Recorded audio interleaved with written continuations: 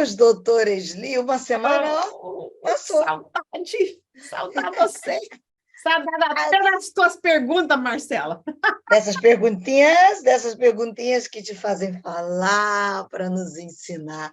Porque, olha, semana passada você já deixou a gente pensando bastante, creio que quebrou aí alguns tabus relacionados à questão da depressão, né? A turma que tem uma dificuldade com as questões de buscar uma ajuda. Eu não vou falar agora, não, porque o pessoal pode ir do episódio anterior ouvir para ampliar essa mentalidade. Até porque hoje a gente vai continuar falando de depressão, mas eu tenho uma pergunta clara para fazer a você, doutora Esli. Me diga lá, como é que a gente consegue diferenciar uma tristeza, vou botar, de repente, uma tristeza profunda de uma depressão? Porque, ao mesmo tempo que eu falei lá no outro episódio que a gente viveu uma história, um histórico de muitos tabus relacionados à depressão, às vezes parece também que tem gente que acaba meio que, se eu estiver errada, você me corrija, mas meio que banalizando, né? Que agora a pessoa pode estar triste, a pessoa está deprimido. Às vezes não está, a pessoa só está triste. Ou às vezes está deprimido e está achando que está triste. Como é que a gente diferencia a tristeza da depressão? Bom, vamos por partes, já dizia esse quartejador. Olha aí. Meu pai falava assim, vamos por partes, né? Então, eu acho que tem várias coisas aí que tem a ver. Uma é o que significa a tristeza em relação ao quê, né? Então, assim, uma pessoa, por exemplo, como a gente falou semana passada de uma senhora que tinha ficado enviuvada, não sei o que mais, né? Uhum. Pai, você perde um parceiro de muitos anos, né? Um casamento feliz, aquela coisa toda, assim, sabe? Você vai ficar triste. Se não ficar, até tem uma coisa errada, né? Se não ficar triste, alguma coisa errada. Isso é uma reação normal, né, a uma Uhum. situação anormal. Deus não nos criou para morrer. Deus Isso. não nos criou para morrer, né? Isso nunca foi assim a vontade perfeita do Senhor. Ele diz, ó, não come lá, não come que vocês vão morrer. Uhum. Meu, deu no que deu, né? Então, às vezes a gente fica triste com justa causa. Então, para mim, a tristeza é aquela tristeza, sim, com justa causa. Ela é proporcional. Os homeopatas falam que a diferença entre o remédio e o veneno é a dose, Uma dose. né? Eu digo também que tem a ver com a proporção. Então, se uma pessoa perde o bem-amado depois de 40, 50 anos de casamento e fica muito triste, muitos meses, às vezes 1 ano, 2 anos, 3 anos, isso é normal, né? Se ela não consegue sair da cama por uns dias, logo depois que ele morre, ou assim, normal. Eu me lembro de uma viúva, muitos anos atrás, né, que tinha... Ela veio me ver, fazia uns 4, 5 meses, né? 3, 4, 5 meses que o esposo tinha falecido. Eles tinham estado casados 44 anos. Bem casados e tudo, assim, sabe? Aí passou os 3, 4, 5 meses, e ela me disse, os meus filhos estão tudo aqui no meu pé, porque eles ficam me dizendo que já passou 4 meses, já passou 5 meses, já passou isso tudo.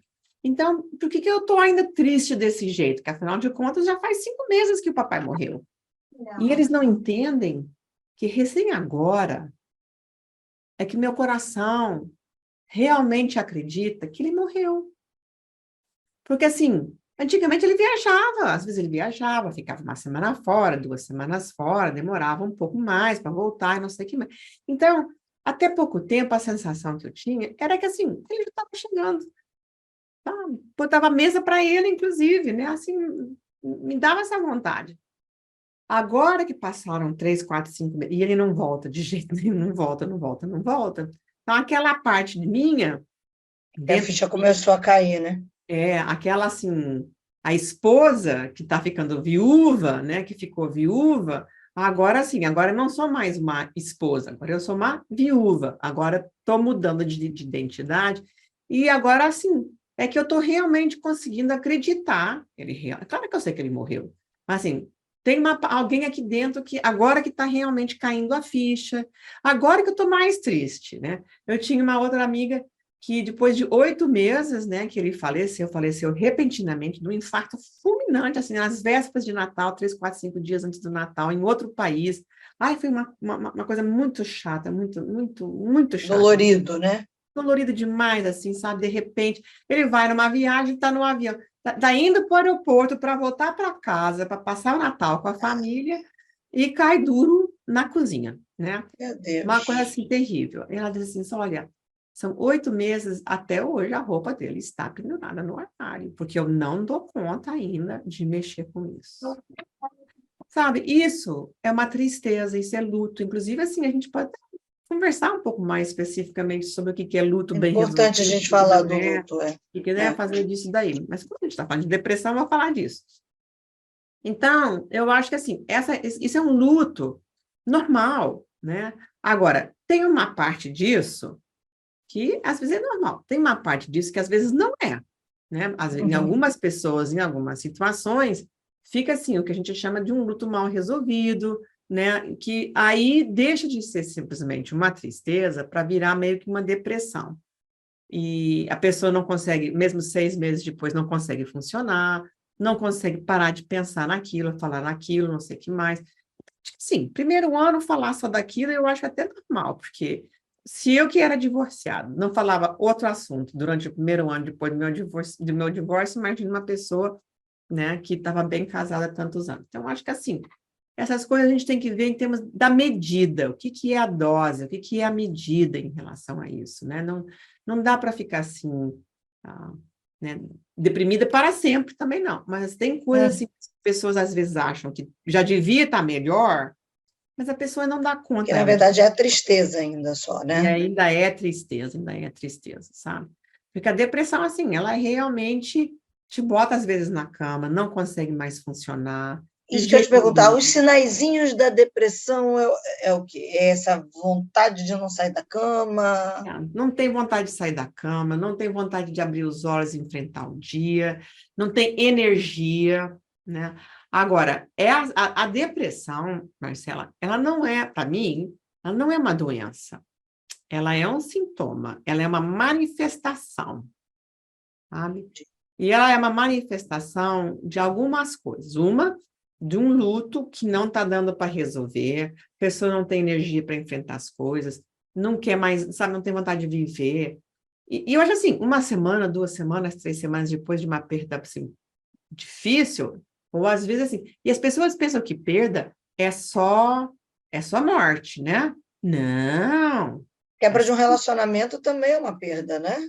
relacionamentos, né? Às vezes não dá certo, as pessoas terminam um namoro, terminam um noivado, terminam casamento, né? Divórcio, essas coisas. Ah, mas também, assim, mudanças geográficas. Eu me lembro que eu Uhum. tive uma época em que eu me mudei muito de país, então de língua, de costumes. E cada vez que eu Mudança é grande, começava, né? é, então, cada vez que eu começava a me acostumar, começava a sentar um pouco, o meu marido era transferido para outro país, eu tinha que começar tudo de novo. Porque, assim, se eu mudo de país, eu não tenho mais CRP, não posso mais exercer como psicóloga, eu tenho que começar toda a papelada de novo, e essas coisas demoram, tem que traduzir, tem que ser. Olha, até para eu poder voltar a trabalhar. Então, isso eram perdas enormes, né? E às vezes perdas para os filhos, né, também, perde os amigos, o colégio conhecido, são perdas também. E as pessoas precisam entender que isso daí são perdas que ficam lá, né? Que Vão levam um tempo, geradores, né? levam um tempo para conseguir, né? Agora, essas coisas, sim, são dessas perdas que não ficaram bem resolvidas, que eu não consegui me despedir de uma forma apropriada. E outras vezes, a depressão vem da raiva engolida. Olha só. Ah, A é? pessoa Ué, tipo assim, não conseguiu botar para fora alguma coisa e aí não conseguiu botar para fora a raiva, ela engoliu o treco. Sabe aquela expressão, engoliu o sapo? Ó, tá aí. Tem gente que fica com indigestão, fica com úlcera dos sapos engolidos, tem gente que fica com depressão. porque ela queria ter falado as coisas, queria ter dito as coisas, não consegue dizer, não consegue reagir, não consegue se defender. Aí, às vezes, não pode mesmo, dependendo da situação, ela não consegue, porque, inclusive, não é prudente, né, falar tudo que tem vontade Vale, de né? falar, né? E aí aquilo se volta contra si mesmo e a pessoa deprime, mas é de raiva engolida. Então, mais uma vez, a gente precisa procurar ajuda, né, para saber colocar isso para fora e de uma forma apropriada e processar essas raivas. Às vezes eu mando os pacientes, por exemplo, escrever uma carta que a gente não vai mandar, que a gente vai queimar, que a gente vai fazer picadinho e queimar, porque ninguém vai ler isso senão o Senhor. Mas dizer até, como dizem os equatorianos, dizer até do que a pessoa vai morrer, sabe? Tudo aquilo que a gente nunca pôde dizer, né? Naqueles lugares que a gente pode até falar uns palavrão, escrever uns palavrão, porque aquilo não vai sair dali. Dizer que você me magoou, porque você fez isso, porque você é malvada, porque você é malvado, porque você me traiu, porque você, né, traiu minha confiança e tudo mais. Escrever essa até esgotar. E vai escrevendo e vai rasgando, vai queimando, vai escrevendo, vai rasgando e vai queimando. E vai entregando isso, consagrando isso a Deus de uma forma assim, Senhor, eu não quero mais ter essa raiva. E às vezes, porque às vezes, sabe, Marcelo, essa raiva, ela é legítima, né? Como é que você não vai ter raiva de uma pessoa que trai tua confiança, que te traiu, inclusive, assim, no casamento, né? Traiu você profissionalmente, foi sua amiga, seu amigo, e trai, né? Você não vai estar com raiva. Tem que ser normal, né? Reação normal, a Essa é situação uma é emoção normal. normal, né? É. Então, assim, é uma raiva justificada. Só que, assim, se eu não puser essa raiva de uma forma expressada, isso fica dentro de mim e se volta contra mim e se manifesta como depressão, como doenças físicas, as doenças psicossomáticas também. Muitas delas são oriundas dessas coisas mal resolvidas, sabe? Dessas raivas, desses sapos engolidos. Então, não quer dizer que agora a gente vai falar de qualquer jeito, vai dizer as coisas de qualquer forma. Não. Mas a gente precisa colocar isso para fora. Então, se a gente não pode falar com a pessoa apropriada, dizer as coisas que a gente deveria dizer, deve dizer, eu tenho vontade de dizer, então escreve as cartas primeiro, escreve um monte de carta, não manda, queima, rasga, coloca isso diante de Deus, né? Vai tentando, né, naquele processo de liberar perdão, porque é aquela história, perdão é uma decisão e é um processo. Eu decido, mas só porque eu decidi não significa que no momento seguinte eu tô cheio de love pela Decidi pessoa. agora, daqui 5 minutos está tudo ok, Não, né? não é É. assim. Nem sempre é assim. Então, a gente tem que colocar essas coisas para fora. E uma dessas formas, assim, é escrever. Ou vai no parque, vai num outro lugar assim mais retirado, que não tem ninguém, né? O dia que não tem ninguém, conversa com a árvore, sabe? Conversa com uma cadeira vazia. Fala assim, se você não é de escrever, então fala e xinga e grita e sabe, grita bastante, diz tudo assim, põe esse negócio para fora. Pronto. Agora, resolveu? Resolveu o negócio? Resolveu. Então, pronto. Agora vamos pensar como é que vai ser daqui para frente. O que é prudência? O que é que eu posso fazer em termos de prudência para resolver? É prudente falar com a pessoa? Às vezes a pessoa já morreu, né?